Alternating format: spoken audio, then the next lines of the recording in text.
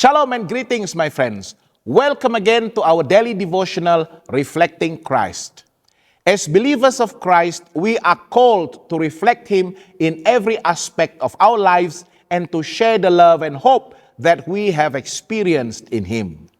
Today's scripture reading is taken from Mark chapter 12, verses 30 to 31. It reads, "And you shall love the Lord your God with all your heart, with all your soul, with all your mind, and with all your strength. This is the first commandment. And the second, like it, is this: you shall love your neighbor as yourself. There is no other commandment greater than this." My friends, love, the basis of creation and of redemption, is the basis of true education. This is made plain in the law that God has given as the guide of life.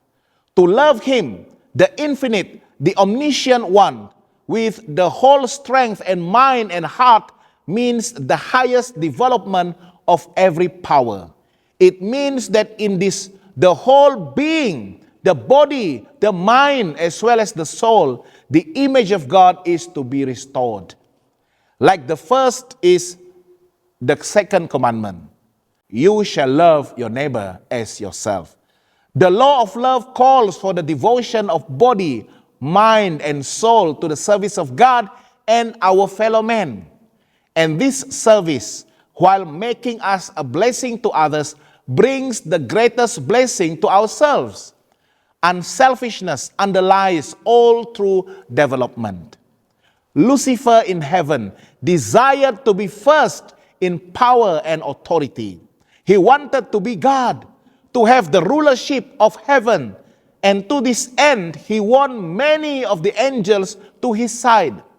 When with his rebel host he was cast out from the courts of God, the work of rebellion and self-seeking was continued on earth.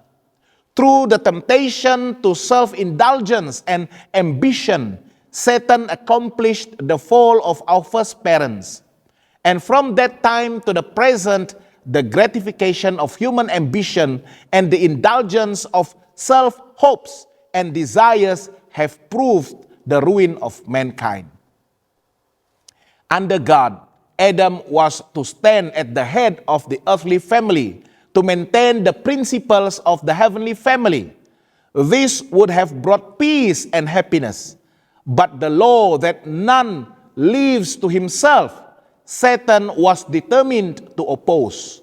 He desired to live for self. He sought to make himself a center of influence. It was this that had incited rebellion in heaven. And it was man's acceptance of this principle that brought sin on earth. When Adam sinned, man broke away from the heaven-ordained center. A demon became the central power of the world. Where God's throne should have been, Satan placed his throne. The world laid its homage as a willing offering at the feet of the enemy. The transgression of God's law brought woe and death in its train. Through disobedience, man's powers were perverted and selfishness took the place of love. His nature became so weakened that it was impossible for him to resist the power of evil. Man had chosen a ruler who chained them to his car as captives. Christ came to the world to show them that He had planted for them the tree of life, the leaves of which are for the healing of all the nations. My friends, I am inviting you to come to Christ and experience a life-changing encounter with Him.